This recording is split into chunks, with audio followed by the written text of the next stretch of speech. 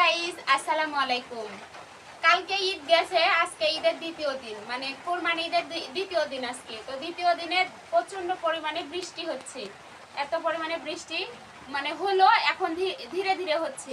তো বৃষ্টির মধ্যে এই যে পাপড় ভাজতে লেগে গেছি, পাপড় ভাজে লেসলাম, লেসা এখন মাখাবো, মাখায় তারপরে খাওয়া। এই যে দেখেন, তো পাপড় ভাজা কেমন হয়েছে একটু বলবেন অবশ্যই কমেন্ট করে।